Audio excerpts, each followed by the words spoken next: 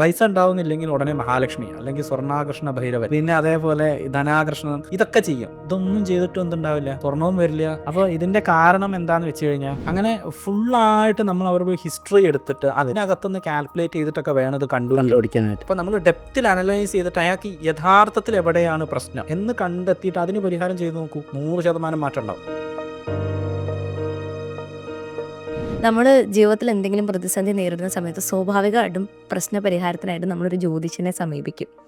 പരിഹാര ക്രിയകളൊക്കെ ചെയ്യും. പക്ഷെ എന്നിരുന്നാലും ഇതിനകത്ത് നിന്ന് ഒരു മോചനം നമുക്ക് കിട്ടുന്നില്ല. അതിൽ എന്താ നമുക്ക് ചെയ്യാൻ പറ്റുക അങ്ങനെ ഒരു സിറ്റുവേഷൻ വരുമ്പോൾ? 2 കാര്യങ്ങളായിരിക്കും. ഒന്നുകിൽ ഈ പരിഹാരം എന്ന് പറയുന്നത് തെറ്റായിരിക്കും, അല്ലെങ്കിൽ ചെയ്യുന്ന പരിഹാരങ്ങളെല്ലാം തെറ്റായിരിക്കും.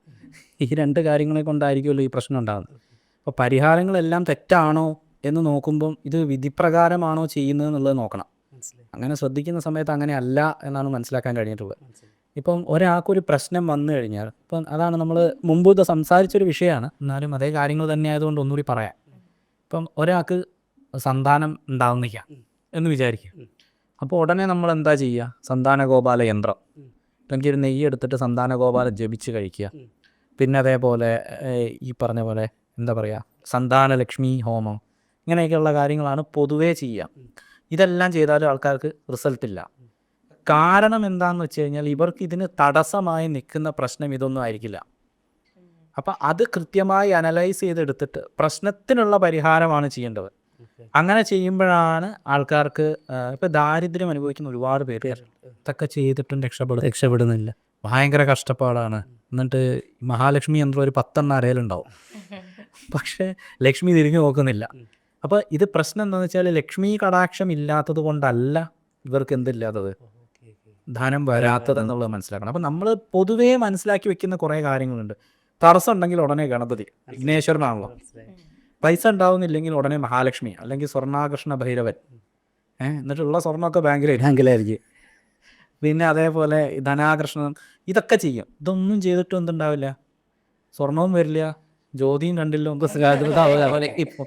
അപ്പോൾ ഇതിൻ്റെ കാരണം എന്താണെന്ന് വെച്ച് കഴിഞ്ഞാൽ, ഇവരുടെയൊക്കെ ലക്ഷ്മി കടാക്ഷം ഇല്ലാത്തതോ, ഭാഗ്യസൂക്തം നമ്മൾ എല്ലാവരും ചെയ്യാറുണ്ട്, ഭാഗ്യം ഉണ്ടാവണം. അപ്പം എന്നിട്ടും ഫലമില്ല. അപ്പോൾ ഭാഗ്യം ഇല്ലാത്തതോ, ഭാഗ്യദേവത കടാക്ഷിക്കാത്തത് കൊണ്ടോ, ഈ പറഞ്ഞ പോലെ മഹാലക്ഷ്മി കടാക്ഷിക്കാത്തതോ, അല്ലെങ്കിൽ സന്താനത്തിൻ്റെ ഭാഗത്തിലുണ്ടാവുന്ന ദോഷങ്ങളോ കൊണ്ടായിരിക്കില്ല ഇവർക്ക് പ്രശ്നം.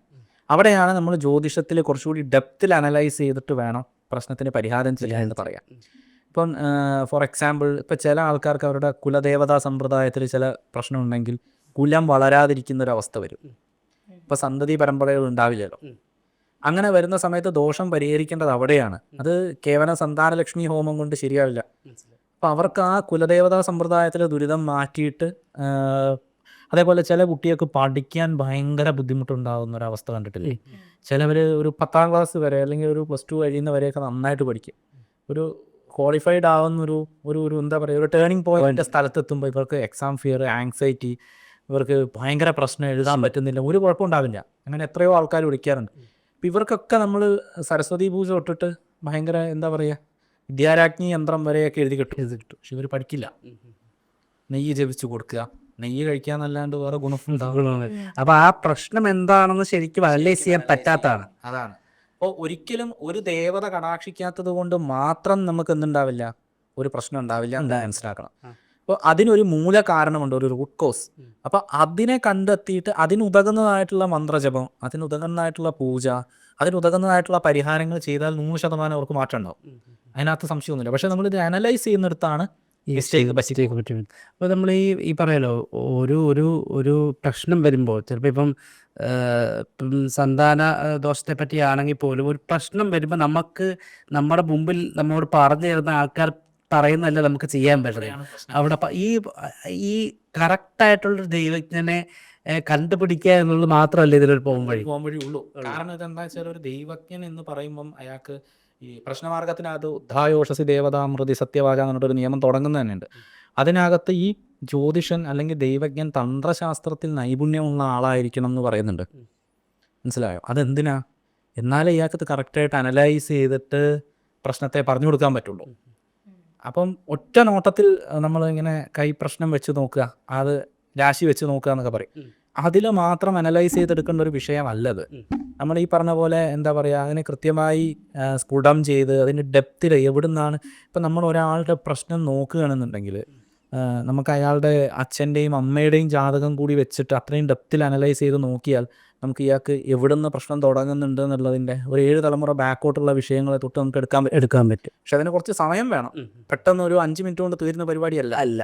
അപ്പോൾ നമ്മൾ ഡെപ്തിൽ അനലൈസ് ചെയ്തിട്ട് അയാൾക്ക് യഥാർത്ഥത്തിൽ എവിടെയാണ് പ്രശ്നം എന്ന് കണ്ടെത്തിയിട്ട് അതിന് പരിഹാരം ചെയ്ത് നോക്കൂ, 100% മാറ്റം ഉണ്ടാവും. അല്ലാത്ത പക്ഷം നമ്മൾ എന്ത് ചെയ്തിട്ടും കാര്യമില്ല. അതൊരിക്കലും ഈ ചെയ്യുന്ന ആൾക്കാർക്ക് എന്താ പറയുക, ജ്യോതിഷം വെക്കുന്ന ആൾക്കാർക്ക് ഈ ജ്യോതിഷം നോക്കാൻ അറിയാത്തതുകൊണ്ടൊന്നല്ല. പക്ഷെ അവർ സ്ഫുടം ചെയ്യുന്നതിനകത്ത് കുറച്ച് പ്രാചീനമായിട്ടുള്ള കുറേ ജ്യോതിഷ പദ്ധതികളൊന്നും ഇപ്പോൾ ആരും പ്രാക്ടീസ് ചെയ്യുന്നതായിട്ട് കണ്ടിട്ടില്ല. അത് ഉദ്ദേശിക്കുന്നത് ഈ ഇപ്പോൾ ഫോർ എക്സാമ്പിൾ ഇപ്പോൾ ഗൗരി ജാതകം എന്നൊക്കെ പറഞ്ഞിട്ട് അതിനകത്ത് ചന്ദ്രനെ അടിസ്ഥാനപ്പെടുത്തിയാണ് പറയുന്നത്. ഓക്കെ, ചന്ദ്രൻ മനസ്സിൻ്റെ കാരകനാന്ന് പറയുന്നത്.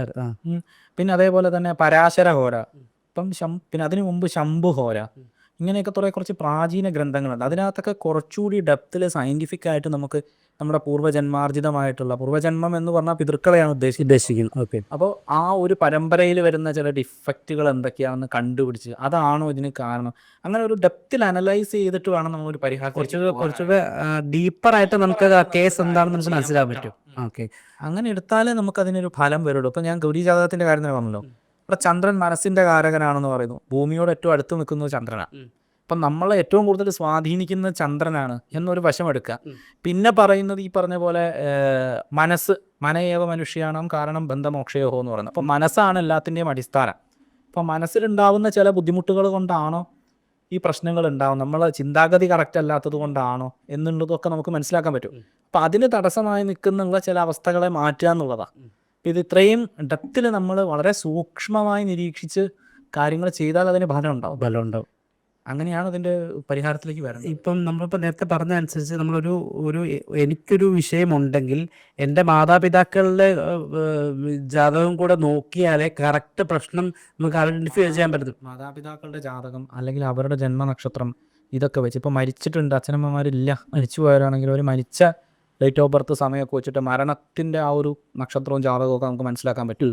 അങ്ങനെ ഫുള്ളായിട്ട് നമ്മൾ അവരുടെ ഹിസ്റ്ററി എടുത്തിട്ട് അതിനകത്തുനിന്ന് കാൽക്കുലേറ്റ് ചെയ്തിട്ടൊക്കെ വേണം ഇത് കണ്ടുപിടിക്കാനായിട്ട്. അങ്ങനെ നോക്കിയാലേ നമുക്കിതിലൊരു എന്ത് കിട്ടുള്ളൂ, ഒരു കൃത്യമായിട്ടുള്ള ഒരു പരിഹാരം അല്ലെങ്കിൽ പ്രശ്നം എന്താണെന്ന് നമുക്ക് ആദ്യം മനസ്സിലാക്കാൻ പറ്റും.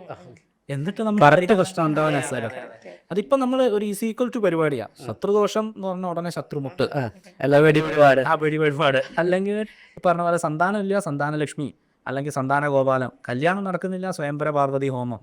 ഇപ്പോൾ കല്യാണം നടക്കാതെ എത്ര ആൾക്കാരുണ്ട്, അവരൊക്കെ സ്വയംവര പുഷ്പാഞ്ജലി വർഷങ്ങളായിട്ട് അമ്പലത്തിൽ ചെയ്യുന്നുണ്ട്. അല്ല, ഇപ്പം ഡൗട്ട് വെച്ചിട്ട് ഇപ്പോൾ എല്ലാവരും ഈ കല്യാണത്തിൻ്റെ കാര്യം വരുമ്പോൾ എപ്പോഴും കേൾക്കുന്ന ഒരു കാര്യമാണ് ചൊവ്വാദോഷം. ചൊവ്വാദോഷത്തിനും അല്ലാതെ വരുന്ന എല്ലാ കല്യാണങ്ങളുടെയും മുടക്കുന്നത് ചൊവ്വാദോഷം മാത്രമാണ്. അല്ലല്ല, ചൊവ്വാദോഷം മാത്രമൊന്നുമല്ല, കുറെ നമുക്ക് നാട്ടിൽ കുറെ പാരകൾ ഉണ്ടാകും. അവരാണ് ശരിക്കുള്ള ചൊവ്വ എന്ന് പറയേണ്ടത്. അപ്പൊ ഇതിനകത്തുള്ളൊരു വിഷയം എന്ന് വെച്ചാൽ ഈ ചൊവ്വാദോഷം എന്ന് പറയുന്നത് ശരിക്കും ഒരു ബുദ്ധിമുട്ടുണ്ടാക്കുന്ന കാര്യമല്ല. അത് വലിയ ഡെപ്ത് ആയിട്ടുള്ള ഒരു സബ്ജക്റ്റാണ്. നമുക്ക് ഈ കുറച്ച് സമയത്തിനുള്ളിൽ അത് പറയാൻ പറ്റില്ല. അപ്പോൾ ജാതകം എങ്ങനെ ഉണ്ടായി, എന്താണ് അതിൻ്റെ ഉദ്ഭവം, എങ്ങനെയാണ് അത് ആസ്ട്രോണമിയൊക്കെ ആയിട്ട് റിലേറ്റ് ചെയ്ത് നമ്മൾ പറയേണ്ടതാണ്. അപ്പം അത് ഞാൻ പറയാം, അതൊരു വിഷയമല്ല. പക്ഷേ ഈ ജാതകത്തിൽ എന്തുകൊണ്ട് പിന്നെ കല്യാണം, ഇപ്പം ആൺകുട്ടിയൊക്കെയാണ് കല്യാണം നടക്കുന്നില്ലാന്നുണ്ടെങ്കിൽ പറയും സ്ത്രീശാപം ഉണ്ട് അല്ലേ, പെൺകുട്ടിയൊക്കെ നടക്കുന്നില്ലേ പുരുഷശാപം നമ്മൾ ഇതുവരെ കേട്ടിട്ടില്ല. അപ്പോൾ അത് അങ്ങനെ ഒരു വിഷയമുണ്ട്. അപ്പോൾ ഈ സ്ത്രീശാപം ഉണ്ടാവും. അപ്പോൾ അതിന് വേണ്ടിയിട്ട് ഇത് ശരിക്കും ഒരു സ്ത്രീ ശപിക്കുന്നതല്ല. ഇതവരുടെ തറവാട്ടിൽ ഈ പറഞ്ഞ പോലെ ശാക്തേയ സമ്പ്രദായത്തിലുള്ള പൂജകൾ, ശക്തിഭാവത്തിലുള്ള പൂജകളൊക്കെ ഉണ്ട്. അവിടെ എന്തെങ്കിലും മുടക്കം പറ്റിയാൽ അവർക്ക് ഇതേപോലെ ഞാൻ പറഞ്ഞ പോലെ സന്തതി പരമ്പരകൾ ഉണ്ടാവുന്നതിന് തടസ്സം വരും. ഇപ്പോൾ കല്യാണം കഴിക്കുന്നതിന് തടസ്സം വരുമല്ലോ സ്വാഭാവികമായിട്ട്. അങ്ങനെ ഇത് പല മേഖലയിൽ. പിന്നെ ജാതകത്തിൽ ചില യോഗങ്ങൾ ഉണ്ടാവും മോശമായിട്ട്. ഈ യോഗം എന്ന് പറയുമ്പോൾ ഇപ്പം എനിക്ക് ഒരുപാട് കോളൊക്കെ വരുമ്പോൾ ആൾക്കാർ യോഗം, ഞാൻ ചോദിക്കും അങ്ങോട്ട്, എന്താണ് നിങ്ങൾ യോഗം കൊണ്ട് മനസ്സിലാക്കുന്നത്? അവർ പറയും ഇതെൻ്റെ യോഗ എന്ന് അറിയാലോ. ആ യോഗം അല്ല ഇവിടെ ഉദ്ദേശിക്കുന്നത്. ഇവിടെ എന്ന് വെച്ചാൽ ഇപ്പം നമ്മൾ 3 പേരും കൂടിയിരിക്കുന്നത് യോഗം ചേരുക എന്ന് പറയാലോ, മീറ്റിംഗ്. അതേപോലെ 3 ഗ്രഹങ്ങൾ കൂടി, അല്ലെങ്കിൽ 3ഓ അതിലധികമോ 1ഓ 2ഓ ഗ്രഹങ്ങൾ ഏതെങ്കിലും ഒരു രാശിക്കകത്ത് കൂടി നിൽക്കുന്നതിനാണ് യോഗം എന്ന് പറയുന്നത്. അങ്ങനെ കൂടി നിൽക്കുമ്പോൾ ചില ഗ്രഹങ്ങൾ കൂടി ചെന്നാൽ നമുക്ക് നല്ല ഗുണങ്ങളുണ്ടാവും, ചിലത് കൂടി നിന്നാൽ മോശമായിരിക്കും. ഇപ്പം ഈ എല്ലാ ജാതകത്തിലും മോശവും നല്ലതും ഉണ്ടല്ലോ, എല്ലാ ജാതകത്തിലും ഉണ്ട്. ഇപ്പം മോശമായി നിൽക്കുന്ന യോഗങ്ങൾ ഏതെങ്കിലും പ്രശ്നമാക്കുന്നുണ്ടെങ്കിൽ അതും ഇതേപോലെ തന്നെ സന്താന വിഷയം, ഈ പറഞ്ഞ പോലെ വിവാഹ തടസ്സം, ദാമ്പത്യ കലഹം ഇതൊക്കെ ഉണ്ടാവും. അപ്പോൾ അതേതാന്ന് കണ്ടുപിടിച്ചിട്ട് അതിനുള്ള പരിഹാരം ചെയ്യാം. മനസ്സിലായോ? അപ്പോൾ ആ രീതിക്കൊക്കെ നമുക്ക് ചെയ്തെടുക്കാൻ പറ്റണം. കുറച്ചുകൂടി ഒരു ഈ ഞാൻ പറഞ്ഞ പോലെ ഭയങ്കര ഒരു എക്സാജുറേറ്റ് ചെയ്ത് പറയാതെ ഇതിനകത്തൊരു ശാസ്ത്രീയമായിട്ടുള്ളൊരു അനലൈസ് ചെയ്യുന്ന ഒരു രീതിയുണ്ട്. ആ രീതിയിൽ തന്നെ അനലൈസ് ചെയ്ത് ഇതിനെ കാര്യങ്ങൾ ചെയ്താൽ കുറച്ചുകൂടി പരിഹാരത്തിന് ഫലം ഉണ്ടാവും.